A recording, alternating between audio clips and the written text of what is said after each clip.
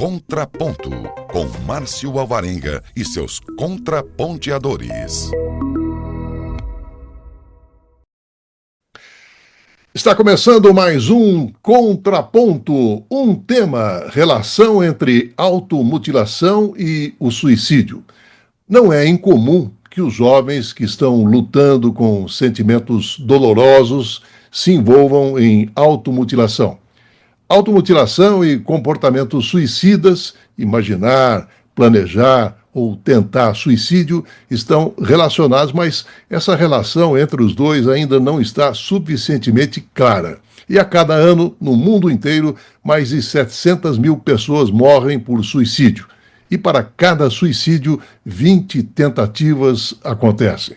E no contraponto de hoje, vamos procurar entender melhor entre essa relação entre automutilação e suicídio entre adolescentes. Convidamos para discutir o tema a doutora na área de psiquiatria pela Faculdade de Medicina da USP, ela que é médica assistente junto ao Ambulatório para o Desenvolvimento dos Relacionamentos e das Emoções do Instituto de Psiquiatria do Hospital de Clínicas da Faculdade de Medicina da USP, doutora Jaqueline Giusti.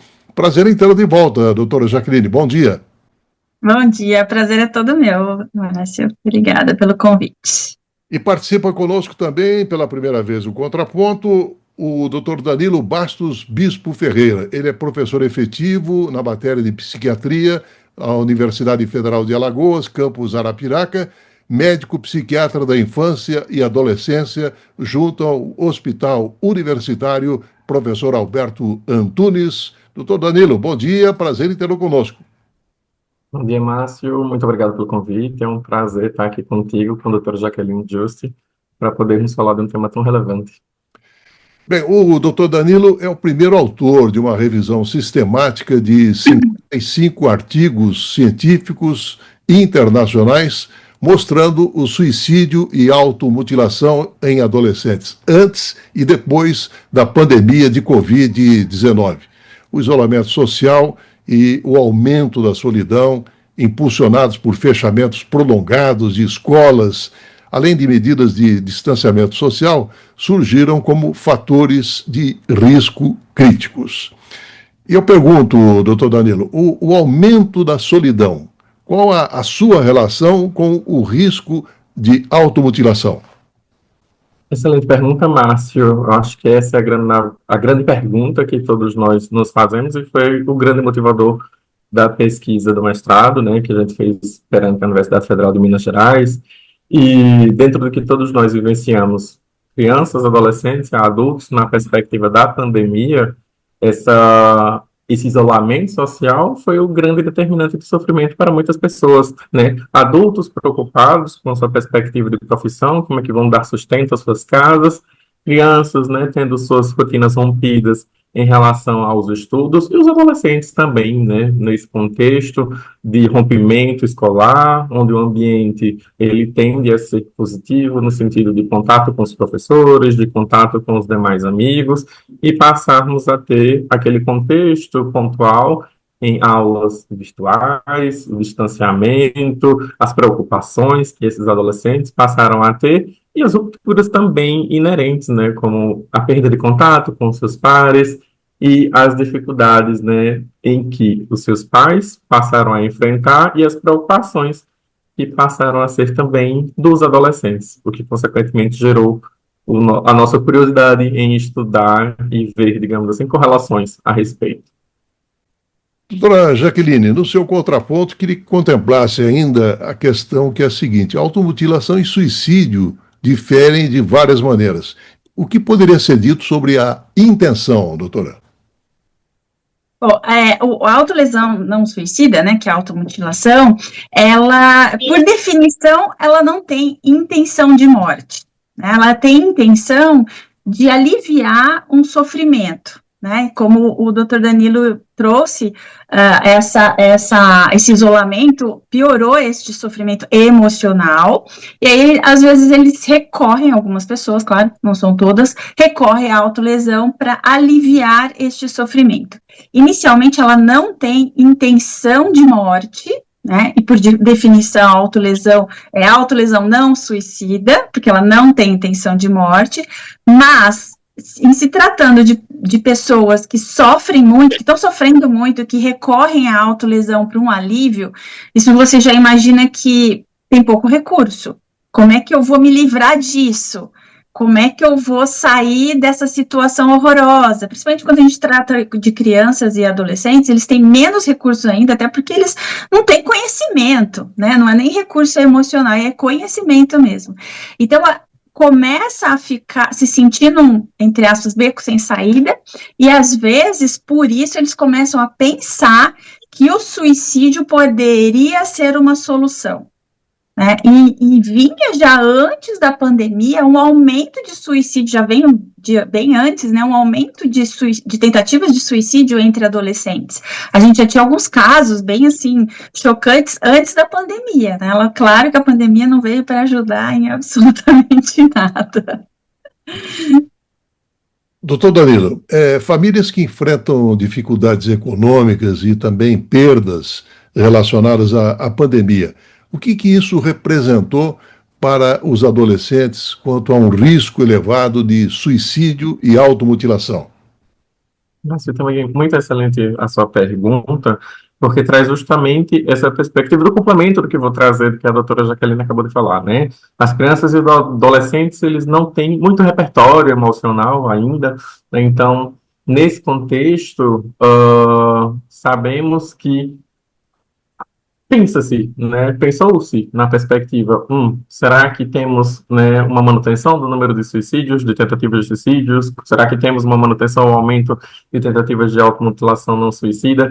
Então, essa perspectiva das dificuldades inerentes à pandemia fizeram com que, de fato, né, esses adolescentes, né, vamos focar nessa população, já que foi o foco também do meu estudo, eles não tivessem acesso, né, às redes de atenção psicossocial do nosso país, né.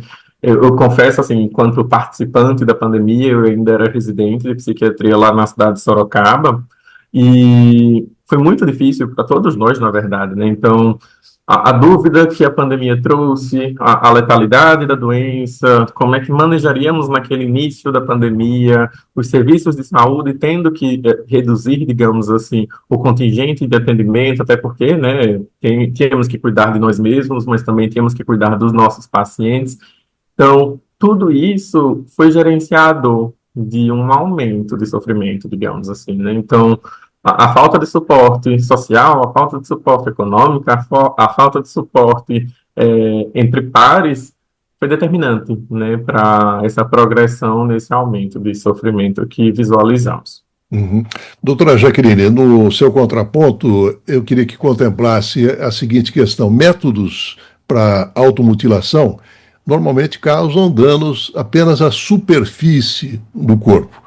E os comportamentos relacionados ao suicídio, que são muito mais letais, o que permeia o imaginário do adolescente? Bom, o adolescente, quando ele recorre à autolesão, é para aliviar uma sensação ruim.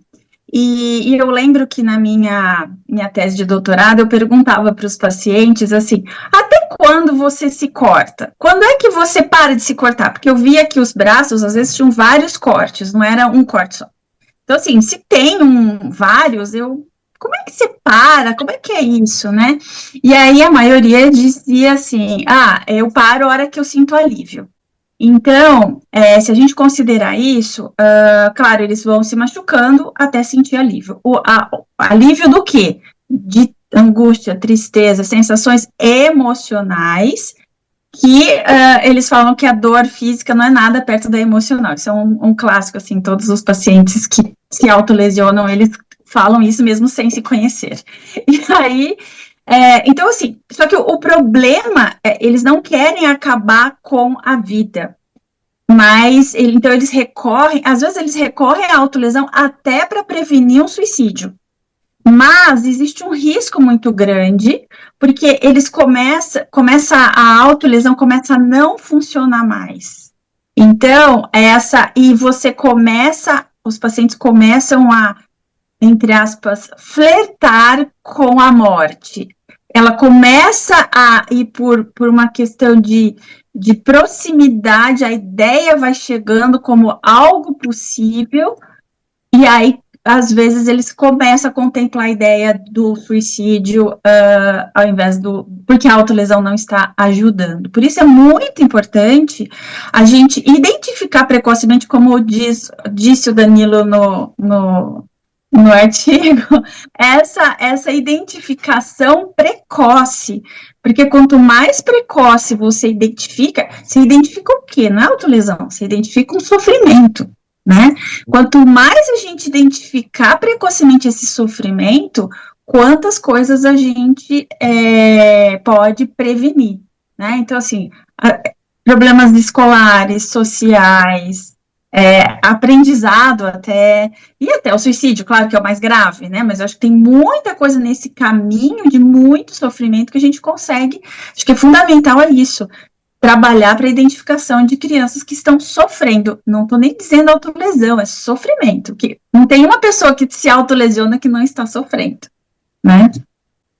A doutora Jaqueline falou em identificação, identidade.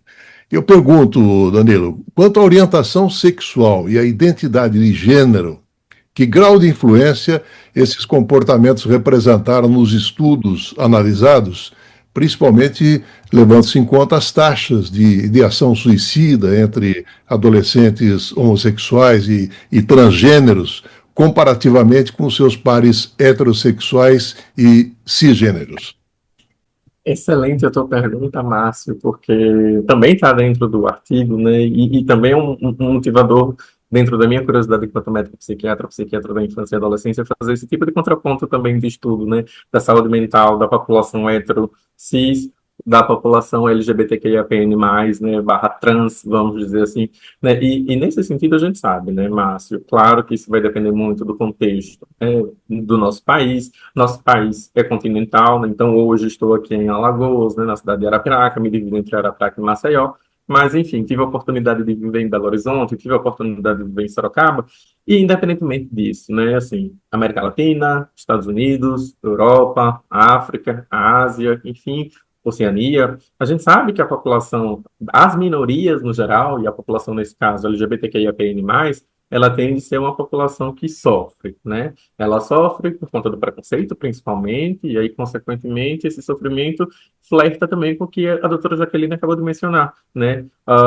Flerta com essa perspectiva do sofrimento, da angústia, o que é que eu vou fazer, é uma dor não palpável, pensa na perspectiva da automutilação não suicida, e nessa perspectiva, a automutilação talvez não sendo suficiente, eu posso progredir, né? E aí, falando um pouquinho da minha experiência, claro, dentro de uma pirâmide que a gente na medicina sempre fala, né, a opinião do especialista, ela não tem um valor, né, mas dentro da possibilidade que eu tive de vivenciar com a população LGBTQIAPN+, enquanto psiquiatra, seja no ambulatório específico, lá em Belo Horizonte, né, no Hospital João Paulo II, aqui no ambulatório da população trans, lá no Hospital Universitário do Lagarto, no estado de Sergipe, quando eu fiz parte antes de vir para cá, para Maceió, essa população é muito sofrida, né? Seja porque elas têm dificuldade de acesso aos serviços públicos de saúde, já por conta de talvez não haver necessariamente um treinamento específico de nós mesmos. Aqui eu vou falar enquanto médicos, tá certo? Não posso falar dos outros profissionais. Mas na própria grade curricular, hoje, enquanto, né, também o docente, as diretrizes curriculares pedem para que a gente fale sobre a população LGBTQIA+, porque a gente precisa dar acolhimento a esse tipo de população. Então, eles precisam estar inseridos na rede de atenção social, seja ela a UBS, Unidade Básica de Saúde, seja ela o Centro de Atenção Psicossocial. Então, os homossexuais, as lésbicas, os bissexuais, os transexuais, transgêneros, enfim, eles tendem sim a sofrer dentro do contexto de família. Vivemos num país religioso, tendem a sofrer preconceito entre os pares não LGBTQIAPN+, e aí, consequentemente, tem uma propensão maior ao sofrimento, de ordem de uma depressão, de ordem de um transtorno ansioso, que faz com que eles, né, casem, vamos dizer assim, com essa perspectiva, ou flertem, né, como a doutora Jaqueline melhor falou, com essa perspectiva da automutilação, e que foi que o estudo também demonstrou, né, uma perspectiva aí maior de automutilação entre essa população. doutora Jaqueline vai complementar a questão do Danilo, mas me ocorreu quando você falava sobre a conversa com o adolescente, a sua pergunta sobre até quando você corta, né? E me ocorreu o seguinte, doutora, a automutilação é frequentemente realizada a partir de métodos que são projetados para danificar o corpo, mas não para ferir o corpo o suficiente quanto a demandar tratamento ou então acabar com a vida. É por isso, é assim mesmo? Exatamente. Na verdade, eles não querem nem que descubram que eles estão se autolesionando, porque é como se fosse um anestésico para uma dor de cabeça. Desculpa, um analgésico para uma dor de cabeça. Então, às vezes, até o próprio adolescente, ele não sabe que aquilo é depressão, ele não sabe o que ele está sentindo. Então, ele descobre, porque o outro amigo falou, que aquilo ajuda. Aí ele usa. Aí ele acha, melhorou. Mas só que ele sabe que isso não é aceito, né? Nenhum pai, mãe vai achar normal o filho todo cortado. Isso assusta. Então, o que eles tendem a fazer? Fazer de uma forma que ninguém saiba, né? Em alguns momentos, isso é a essência, mas em alguns momentos, isso é importante, acho que a gente falar, eles acabam usando de uma forma que os pais acabam descobrindo, né? E aí fala assim, então eles fazem isso para chamar atenção. É muito importante a gente tomar cuidado com essa frase, porque se você fala isso, você não acolhe. E se a pessoa está fazendo uma coisa dessa, né, se cortando para chamar atenção, você tem que dar a atenção. Provavelmente, a atenção que você está dando não é aquela que ele está precisando. E muitas vezes, filho não vem com manual de instruções, eu sempre falo isso, e muitas vezes os pais ficam angustiados que não sabem o que fazer. Não tem problema não saber. Eu acho que o que é o maior problema, e é uma coisa que a gente enfrenta muito, dificuldades, às vezes, eu acho que serviço público é difícil, o HC é assim, a gente é privilegiado que a gente tem psicólogo para tudo, ali a gente está numa bolha. Mas, assim, tanto no consultório particular quanto na rede pública, é muito difícil ter essa orientação para pais, né, para ajudar esses pais a darem atenção adequada para aquele filho. Não é que o pai é inadequado, é que aquele filho está precisando de algo diferente. Então, é muito difícil essa abordagem toda, né? Mas é algo que a gente precisa estar atento aí. Uhum. Respondi? Sim, a doutora Jaqueline falou exatamente em angústia de família, né? E voltando para a questão dos seus achados, o Danilo, considerando aí essas disfunções dentro da família, como o conflito, a falta de comunicação, a falta de supervisão dos pais, como também apontou a doutora Jaqueline, o que isso tudo contribui para comportamentos de sofrimento psicológico a comportamentos suicidas entre adolescentes? Excelente de novo tua pergunta, Márcio, e contribui de sobremaneira, né? Da mesma forma que a doutora Jaqueline fala que não existe manual, eu falo também isso nas consultas, né? Eu não sou pai, mas eu sempre falo, nós também não aprendemos a ser pais, né? Nós vamos lidando, né, com cada criação, afinal, cada criança, cada adolescente é inserido num contexto, no meio, num tempo determinado. E fazendo, né, um contraponto também com a nossa perspectiva, né, eu tenho 36 anos, então minha infância barra adolescência foram totalmente diferentes da infância e adolescência que hoje nós vivenciamos em termos de tecnologia. Mas voltando para a tua pergunta no que diz respeito, né, essa perspectiva dos pais, a gente tem observado cada vez mais de uma certa disfuncionalidade, né, opiniões distintas entre pai e mãe, né, o que faz com que muitas vezes aquilo que a doutora Jaqueline falou, né, o sofrimento que a criança e o adolescente estão passando podem ser vistos como, entre aspas, como falamos aqui no Nordeste, ou pelo menos aqui em Alagoas, como frescura, né? Frescura seria uma forma de, entre aspas, amenizar ou não dar o devido valor do sofrimento que o adolescente está passando por, né? Então, nesse sentido, os pais precisam falar a mesma língua, então a perspectiva de orientação parece muito importante. Um outro ponto que a gente observa é nesse sentido da disfunção na comunicação, da disfunção em termos socioeconômicos, né? os pais que passam mais tempo trabalhando fora do que em casa, a falta de supervisão ao conteúdo que esse adolescente consome nas redes sociais, seja lá, né? Eu não sei se eu posso mencionar nomes de redes sociais, mas enfim, redes sociais em gerais, aqueles outros programas de vídeos curtos.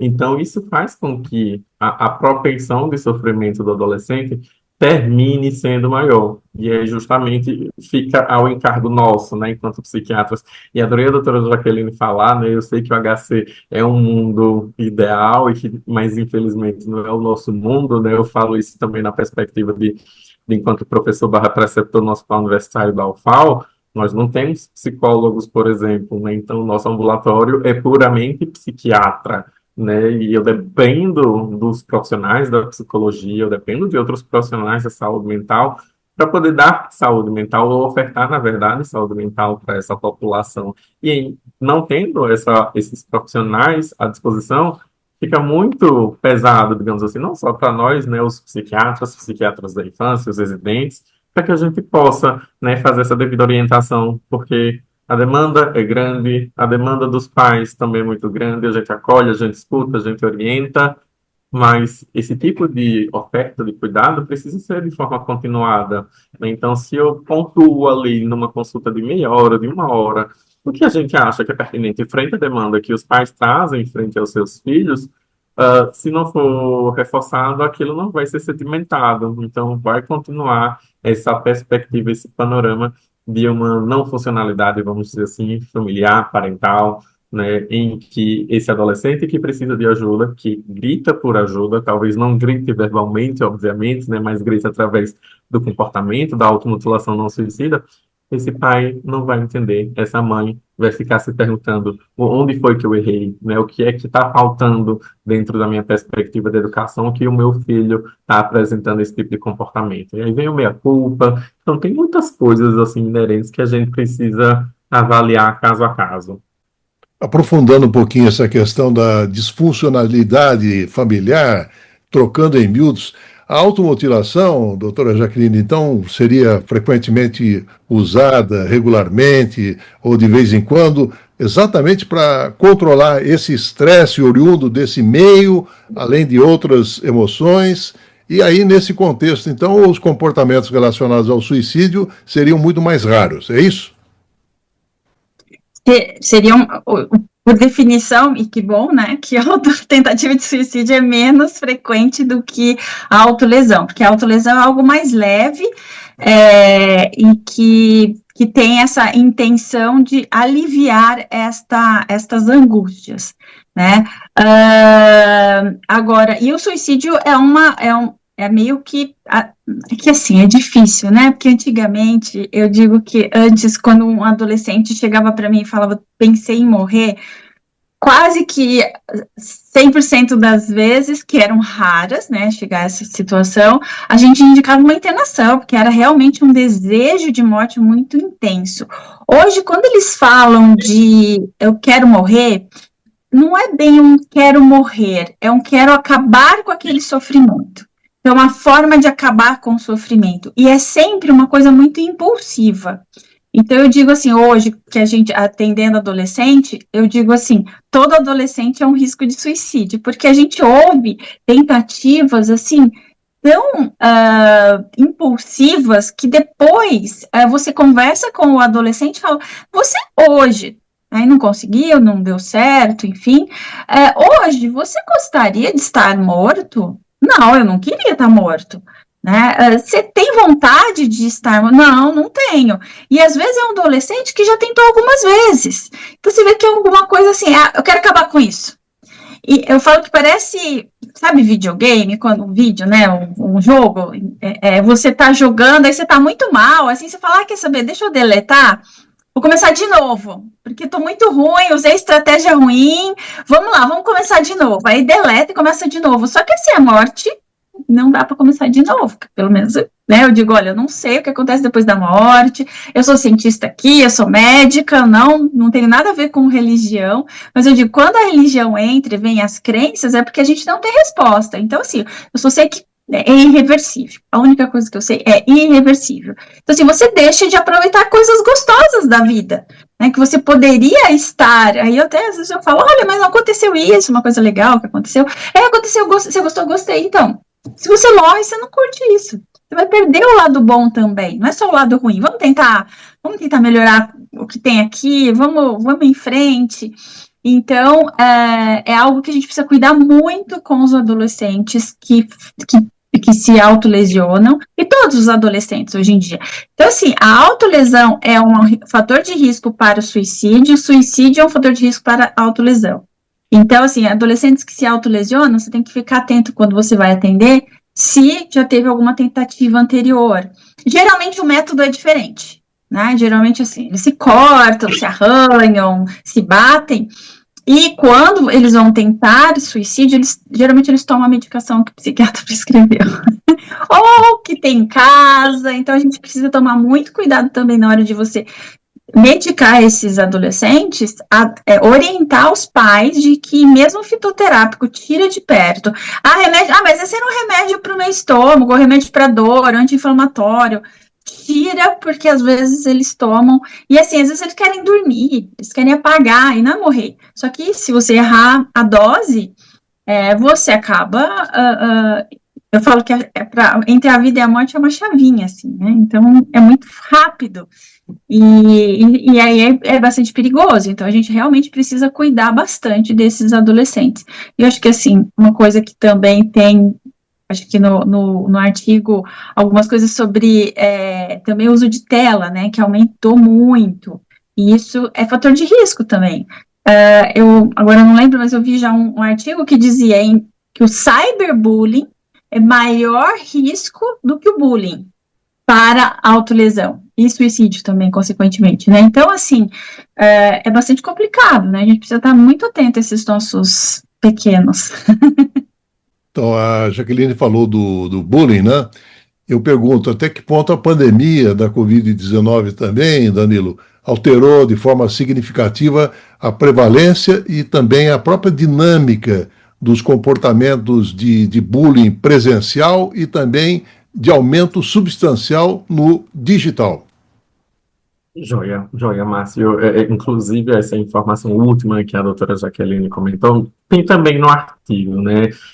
Quando a gente pensou nessa perspectiva de fazer um apanhado 10 anos antes, depois da pandemia, era justamente para tentar fazer, né, essa análise crítica. Então, 10 anos antes da pandemia, pegamos os 2010 a 2019, né, talvez já existia internet da forma como a gente visualiza, entretanto, o uso passivo não tão intenso, né, como hoje nós visualizamos.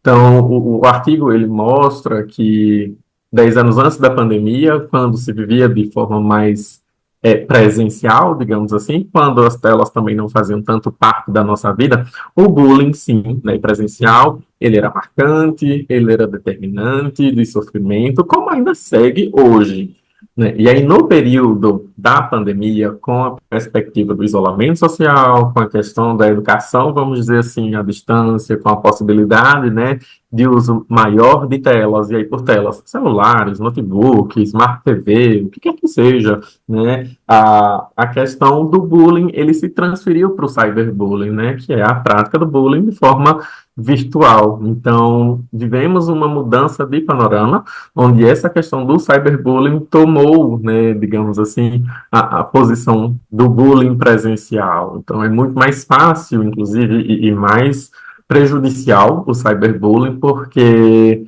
claro, não estou defendendo de nenhuma forma, obviamente, nenhuma das duas possibilidades, mas no bullying fica muito circunscrito aquele ambiente onde os adolescentes estão inseridos. Já o cyberbullying, uma vez que entrou na internet, a internet vira uma coisa que se propaga de forma muito rápida. Então, a partir do momento que um adolescente sofre um ataque ou sofre uma diversidade de ataques por partes, por grupos, contornar essa situação termina sendo mais difícil e, consequentemente, a intensificação do sofrimento é maior. Então, observou-se sim também uma perspectiva de aumento do cyberbullying mundo afora. A propósito de bullying, doutora Jaqueline, a gente sabe que ser vítima do bullying é um fator de risco, né?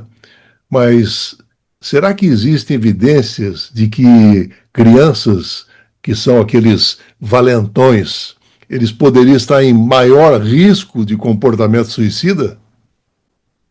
Olha, assim, os valentões, os populares, geralmente, eu falo que é um leão, é um gatinho vestido de leão. É que, assim, até outro dia eu fazia um levantamento, conversava com uma paciente no consultório e a gente estava, eu assim, identificando quem que era essa popular, como que ela faz, não sei o que. Era alguém que ela conhecia mais intimamente, né? E assim, a gente foi aos poucos, eu queria, na verdade, desconstruir com ela essa ideia de que a menina era toda poderosa, porque ela sofria bullying. Aquela coisa, eu tenho que pertencer àquele grupo. E aí eu fui desconstruindo e mostrando para ela que essa menina tinha muita fragilidade também. Então, às vezes, o popular, eu tô falando mais de menina porque é muito mais comum menina do que os meninos também. Mas o popular, o valentão, ele grita para disfarçar outros sofrimentos, outras dificuldades. E às vezes, o popular, o valentão, também pode estar cometendo autolesão, pode estar em sofrimento muito grande. Então, você tem que manter a tua prole, né, o popular, a prole, porque ali eu sou forte. Se as pessoas... E assim, existe um medo dessa amizade mudar. Então, você não pode ter amizade com todo mundo. Eu tenho que ser... Tem que ter um relacionamento de dependência, e que assim, porque eu não me sustento sozinha, né? Então eu preciso que vocês fiquem aqui. Se você sair daqui, você vai ser punido. Então é todo um complexo assim de medo, né? Porque é o que a gente, não é que todos os populares são assim, né? Às vezes tem aquele popular que é popular naturalmente, ele não tá nem aí, por um acaso as pessoas gostam dele, e tá tudo bem. Mas porque ele é bom no esporte, ou é bonitão, sei lá, isso pode, aí o cara é de boa, você vai conversar com ele não tá nem aí com nada, né? Mas assim, mas eu tô falando típico, geralmente tem um sofrimento, existe um sofrimento ali atrás. Né? Não é porque ele é o agressor naquele momento, né, entre aspas, que ele talvez não seja agredido também, né? E por outras formas, tem muitas inseguranças. Então, assim, não é que assim o popular é o cara saudável, não, né? É algo que não é muito legal, até a gente prega isso, né, com os adolescentes. Não é legal ser popular. É legal você poder frequentar todos os ambientes, não ficar ali fechado, né? É uma prisão aqui. Ô Danilo, explorando mais os seus achados dos estudos, né? O desemprego e a incerteza financeira, até que ponto demonstraram aumentar aí essa prevalência de comportamentos suicidas, particularmente naqueles adolescentes com famílias de baixa renda? O que os estudos mostraram? Perfeito, Márcio. Os estudos mostraram aquilo que é de se esperar, né, dentro de um contexto de uma família estruturada, minimamente que seja, a preocupação inerente ao o que meu pai ou minha mãe vai conseguir, né, pôr de comida, né, meu pai e minha mãe vão conseguir pagar as contas, meu pai e minha mãe vão conseguir, né, exercer sua função dentro de uma perspectiva de segurança, sem se contaminar, e voltar para casa com saúde e manter esse estratagema ao longo desse período que a gente passou, né, da pandemia.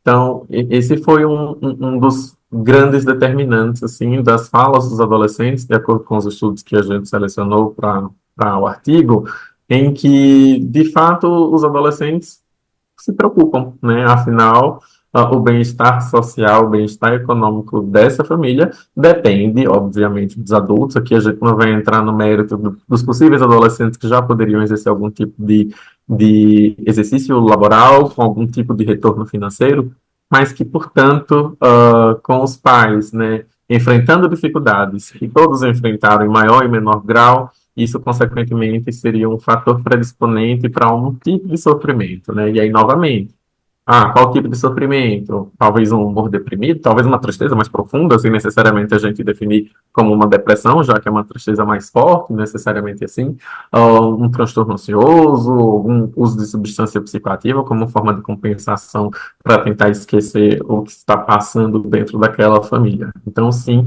né, os estudos demonstraram que famílias que passaram por, entre aspas, apertos econômicos, os adolescentes sofreram por tabela e aí, consequentemente, ficaram mais suscetíveis a essa perspectiva da automutilação não suicida e flertando com a suicidalidade, que foi um termo que a gente terminou colocando como guarda-chuva, vamos dizer assim, né, dentro de uma perspectiva de várias possibilidades que são inerentes à perspectiva de tentativa de suicídio, a automutilação não suicida, como a doutora Jaqueline muito bem explicou, não sendo um ato, vamos dizer, suicida per se, mas um ato em que a gente deve se preocupar com a possibilidade disso se evoluir, quem sabe, para uma futura tentativa e, infelizmente, quem sabe, lograr êxito consumando essa tentativa de suicídio.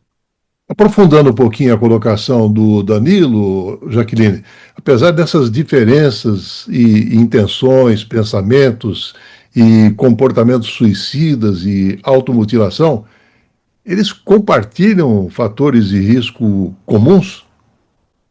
Sim, a autolesão e o suicídio praticamente são os mesmos fatores de riscos, né? Então, suporte social, familiar, transtornos mentais na família, porque aí geram um suporte ruim, né? Porque a mãe deprimida também é fator de risco, uso de substância, que o Danilo também tem, eu vi no artigo, também o uso de substância, tudo isso, as comorbidades, né, ter depressão, ansiedade, todos esses sofrimentos, né, às vezes até o transtorno alimentar, que gera um sofrimento, que também gera autolesão. Então, tudo isso, eles meio que muito parecido. Bom, na psiquiatria infantil quase tem alguns fatores de risco que servem para todos os transtornos, né? O suicídio e a autolesão, eles são muito interligados, assim, praticamente são os mesmos fatores de riscos, né? A Jaqueline falou de substâncias, Danilo, voltando nos estudos analisados, né? O que foi possível observar quanto ao uso de substâncias psicoativas, incluindo aí o álcool, o tabaco? Isso tem sido frequentemente associado a comportamentos suicidas, particularmente naqueles adolescentes que são socialmente vulneráveis. E aí eu pergunto se os estudos confirmaram isso durante a pandemia. Excelente, Márcio. Dentro dessa perspectiva, né, e aí também levando em consideração a legislação que varia, né, entre os nossos países, o consumo do álcool, por exemplo, terminou sendo um contexto em que se observou um maior, né, ou uma maior incidência, maior prevalência de consumo, e nesse contexto, não só o álcool, né, mas como tabaco, maconha, outras substâncias psicoativas, enfim, elas tendem, né, aquela perspectiva de trazer um relaxamento, de trazer uma tentativa de alívio do sofrimento.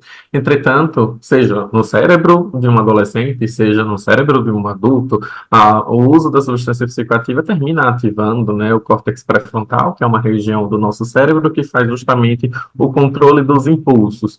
E aí, consequentemente, um adolescente que já tende a não ter ainda o córtex pré-frontal maduro o suficiente para ter esse controle dos impulsos. Por isso que a gente está falando tanto de automutilação. Eu gostei muito de uma fala também da doutora Jaqueline durante esse nosso encontro, né? Que o adolescente, por si só, ele é um adolescente, assim, impulsivo, independentemente se um adolescente passando por algo patológico ou um adolescente normal.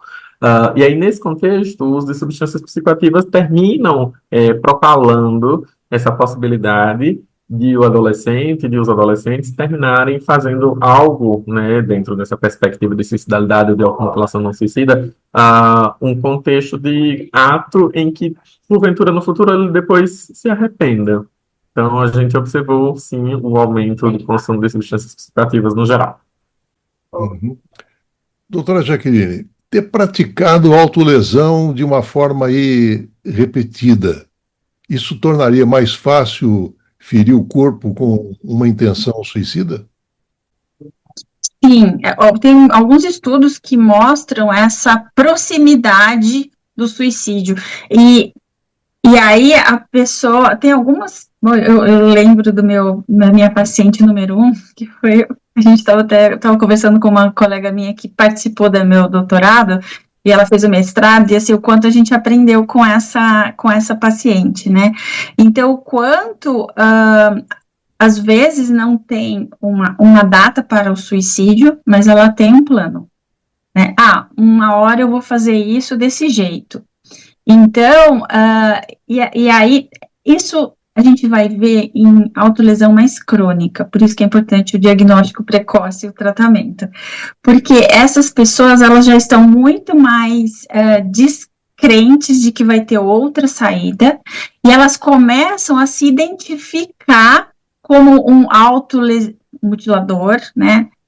Faz parte daquela identidade, ou então até mesmo um suicida. Então, eu lembro, essa nossa paciente está viva até hoje, está bem melhor, está tocando a vidinha dela, mas ela tinha um plano que era, tinha um desenho, ela me contava como ela ia se matar, e aí eu perguntava, por que isso, por que aquilo, e ela ia me dizendo isso. Mas ela não tinha uma data. E então, assim, você fala, bom, você vai internar uma paciente dessa? Não, né? Senão ela vai viver internada, ela vai acabar, né, fortalecendo esse desejo dela, porque quem quer viver internado, né? E aí a gente foi trabalhando, foi uma paciente, assim, muito grave, que a gente fez um trabalho intenso, foi no HC isso, e ela saiu e desistiu do suicídio, né, mas era, então assim, é muito comum eles acabarem se identificando, então quanto antes e assim, lembra que eu fiz esse meu doutorado há muito tempo, então não se falava de autolesão, então os casos que chegavam eram casos mais graves, porque eles já tinham começado aquele comportamento por mais tempo, então eles eram pessoas que estão muito mais descrentes de uma possibilidade de saída daquela situação, do que um adolescente que começou agora, viu que o amigo faz e resolveu experimentar. Se você entrar naquele momento, é muito mais fácil. E eu lembro dessa minha paciente número 1, que ela dizia assim, agora, Jaqueline, é na alegria e na tristeza, né? Então, ela dizia que ela se machucava tanto quando ela estava triste e angustiada, que é isso que a gente está dizendo, mas no caso dela, quando era como beber, sabe? Vou beber para afogar as mágoas e vou beber para comemorar. Tanto é que o dia ela ia se formar na faculdade, ela disse assim, eu acho que eu vou me machucar. Mas como? Por que você está angustiada? Não estou angustiada, estou feliz, mas é na alegria e na tristeza. Essa é a frase dela, na alegria e na tristeza. Aí, para mim, felicidade, ela não se machucou. Mas, assim, era algo que ela imaginava fazer, tipo, um alcoólatra que não tá bebendo mais, mas aquele dia vai ser, sei lá, o dia da minha formatura, eu vou beber. Então, ela, entre aspas, não bebeu, né, não se machucou. Mas é algo que a pessoa vai entrando na identidade dela, né? Ela vai se identificando com aquele comportamento. Então, por isso, de novo, né? É muito importante essa ação precoce. Danilo, eu queria voltar um pouquinho na questão do bullying, né? Com relação às vítimas. Até que ponto os sintomas depressivos e também a diminuição da própria autoestima contribuiu para taxas mais altas de ideação e tentativas suicidas, mediante o que foi encontrado nos estudos? Nossa, eles contribuíram de forma significativa, né? Porque o que, na verdade, é o bullying? O bullying é perpetrado, né, por uma pessoa, por um grupo de pessoas, nas quais vão se impor, né, força, ou seja, ela força física ou ela força moral, em detrimento de uma pessoa ou de um grupo de pessoas em que são consideradas, vamos dizer assim, mais vulneráveis, seja fisicamente, seja psiquicamente. Então, essas pessoas que sofrem bullying, portanto, já são pessoas, vamos dizer assim, suscetíveis ao desenvolvimento de uma perspectiva psiquiátrica, psíquica. Então, nesse contexto, a perpetração do bullying nada mais é do que mantermos esse estratagema de um sofrimento, né, de um grupo que também, né, dentro de um dos estudos lá do artigo, ele fala, que a doutora Jaqueline mencionou também um pouco antes, né, então, tentar entender, peraí, o praticante do bullying, será que no final das contas também ele não está se travestindo de uma capa para tentar esconder o seu sofrimento e aí age dessa forma mais ostensiva, de forma mais hostil, né, enquanto na verdade ele também está sofrendo, mas para esconder esse seu sofrimento, ele prefere, entre aspas, transferir esse sofrimento para um outro. Então, a prática do bullying, seja ela antes da pandemia, seja ela agora, depois da pandemia, é uma coisa que se perpetua, né, que se mantém, que causa sofrimento, que traz disfunção, que traz evasão escolar, que traz prejuízos no aprendizado dos adolescentes, que faz com que as famílias fiquem perdidas, porque, e agora, quem eu vou acessar? A coordenação, a direção? Será que eu tenho que conversar diretamente com os pais? Que tipo de medidas nós, enquanto sociedade, podemos fazer, digamos assim, para tentar dirimir esse sofrimento, essa perspectiva de manutenção de sofrimento. Então, sim, né, o bullying termina sendo hoje ainda algo que traz muito prejuízo social, muito prejuízo emocional, faz com que, né, esses adolescentes suscetíveis possam desenvolver, até porque quando a gente fala de transtornos psiquiátricos, a gente fala, né, de biologia, a gente fala de genética e a gente fala de ambiente. Então, um ambiente, novamente, disfuncional, eu gosto muito dessa palavra, ela pode ser o gerenciador desse sofrimento. Então, a escola que não está sendo um ambiente saudável para esse adolescente pode ser, na verdade, e não estou falando da escola enquanto instituição, mas a escola enquanto ambiente, né? Então, o adolescente que pratica bullying contra um outro adolescente, esse outro adolescente que sofre bullying, consequentemente, né, pode desenvolver dos mais diversos transtornos mentais que possuímos. Depressão, ansiedade, transtornos alimentares, transtorno por uso de substâncias, talvez um toque, enfim, né, muitos outros transtornos podem estar aí inerentes a essa suscetibilidade de sofrimento. Explorando um pouquinho mais, doutora Jaqueline, essa relação de autolesão e suicídio, embora os pensamentos e também comportamentos suicidas possam ocorrer antes que a automutilação seja usada, na maioria dos casos, será que pensamentos e comportamentos suicidas acabam, de certa maneira, coincidindo ou acabam ocorrendo após o início da automutilação? Olha, eu acho que eu confesso que eu acho que eu nunca vi nenhum dado assim, não sei se o Danilo tem para acrescentar, mas assim, eu confesso que eu não vi nenhum dado científico dizendo o que acontece primeiro. Mas, assim, especificamente assim, mas se a gente for considerar que a autolesão é algo ainda mais aceitável, né? Ainda a gente tem uma esperança de melhorar. Então, eu acho que seria natural a autolesão vir antes do suicídio, né? O suicídio, eu acho que já é algo de quadros um pouco mais graves, né? Lembrando que, sim, é um pouco mais grave, mas lembrando que pode alterar essa cronologia, principalmente devido à impulsividade do adolescente, né? Às vezes ele nunca tentou nada e foi lá, e se ela tomou todo o remédio que a mãe estava tomando, e ele não tinha absolutamente nada, porque brigou com a namorada. Isso pode acontecer, mas eu acho que a história natural geralmente vem com sintomas mais leves, para depois a gente ir escalonando, né? Mas sempre a gente observa e a gente sempre orienta isso. Tem autolesão, cuidado, né? Tem um sinal vermelho aí que você precisa estar atento e precisa investigar. Pensamentos de morte, eu vou um pouco além. Eu acho que assim, um adolescente chegou no seu consultório, você precisa investigar isso.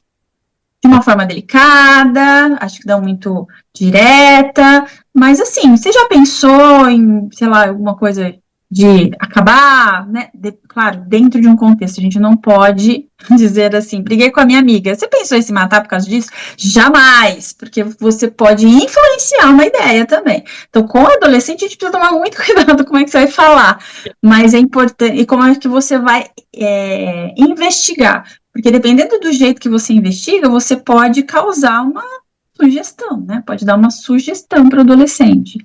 Então, opa, a doutora falou que isso, então quer dizer que as pessoas fazem isso, não é legal. Então, a gente precisa tomar muito cuidado, mas é importante investigar isso.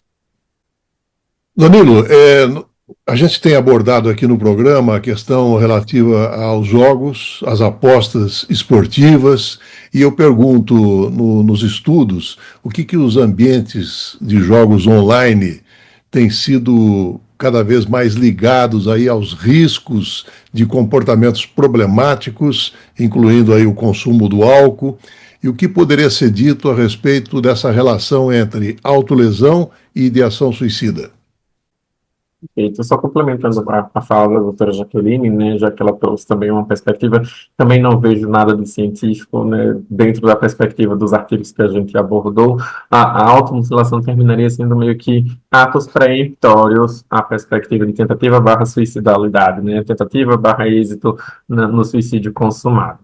Dentro desse contexto dos jogos, Márcio, que é uma realidade que a gente está vivendo hoje, né, é um outro ponto muito importante, interessante de se destacar, porque tem a perspectiva da dificuldade de regulação, né? Então, assim, adultos, obviamente, terminam sendo a população majoritária que passa por esse tipo de sofrimento, né? Tanto que hoje o DSM-5 revisado tem incluído, né, a perspectiva do transtorno por uso de jogos, né, como uma possibilidade nosológica também, e aí, consequentemente, o funcionamento é meio que semelhante, vamos dizer assim, ao funcionamento do uso de substâncias psicoativas.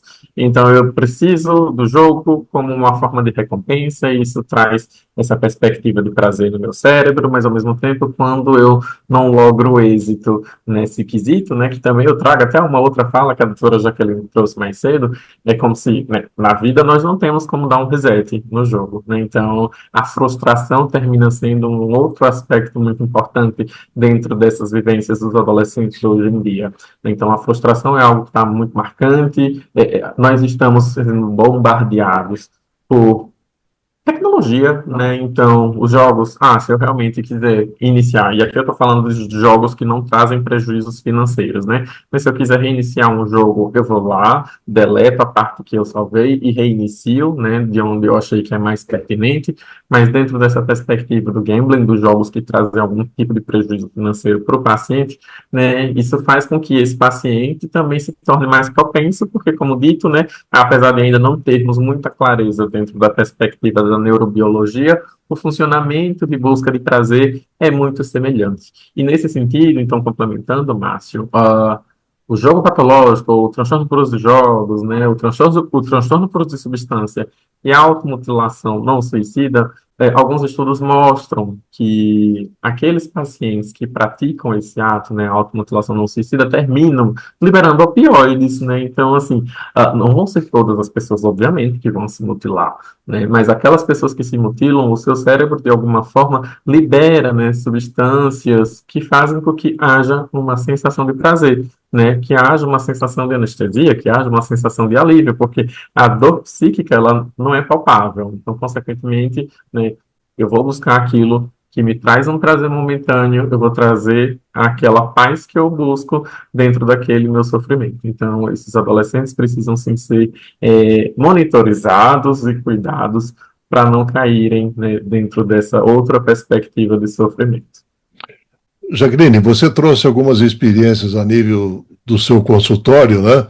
E eu aproveito para perguntar o seguinte: um dos mitos sobre essas conversas suicidas e tentativas reais de suicídio entre jovens é que eles são apenas uma tentativa de atenção, uma espécie de grito de ajuda.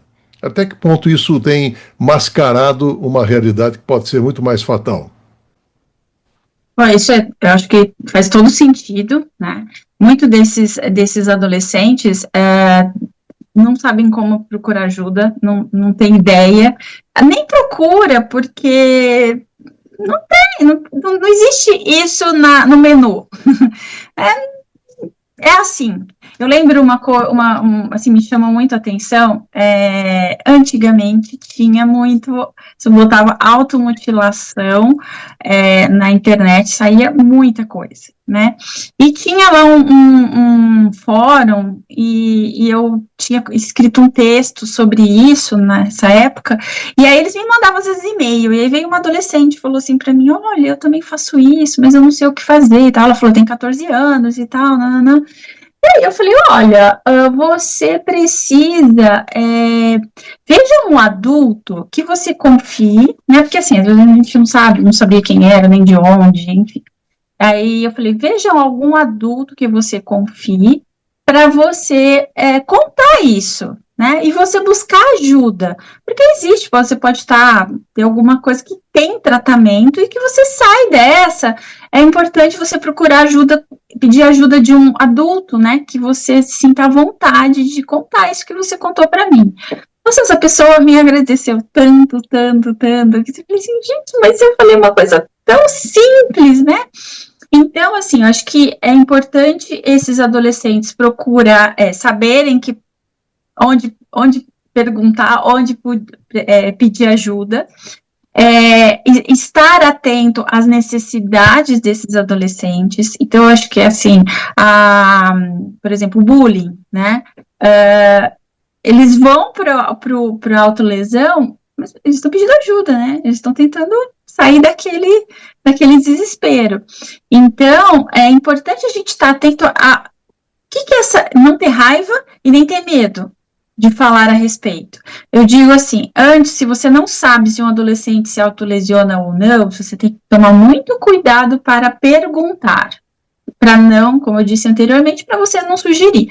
Mas uma vez que você sabe que ele se machuca, é muito importante você conversar sobre isso.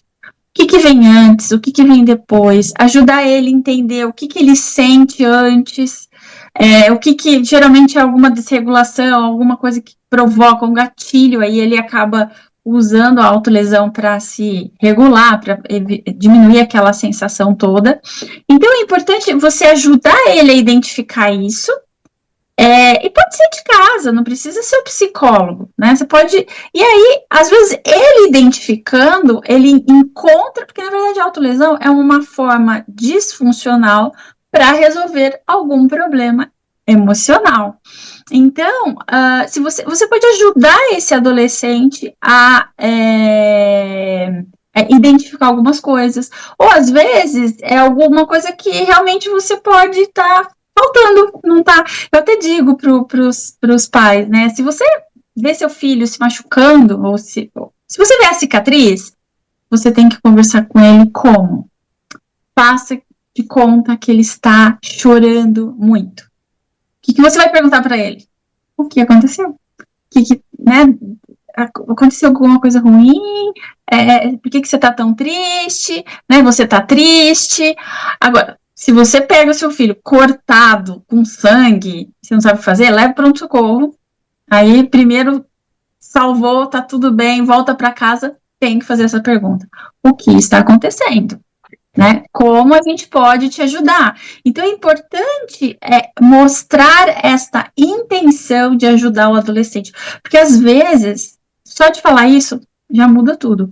É muito comum, é muito interessante, porque se você recebe um adolescente que faz uso de droga no seu consultório e um adolescente que faz uso autolesão no consultório, eles têm como o quê? A impulsividade e o sofrimento e tudo mais. Mas o paciente que se autolesiona, ele adere muito mais ao tratamento.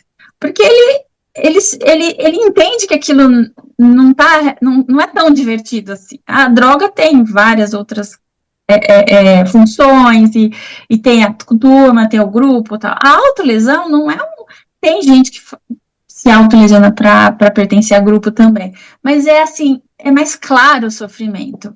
Então, ele adere, ele aceita. É um adolescente que aceita mais, não é tão difícil assim. Só que é importante ser falado, é importante você estar, principalmente, eu acho que assim, pais, eles não têm obrigação nenhuma de estar preparado para isso. Por isso que eu uso o choro.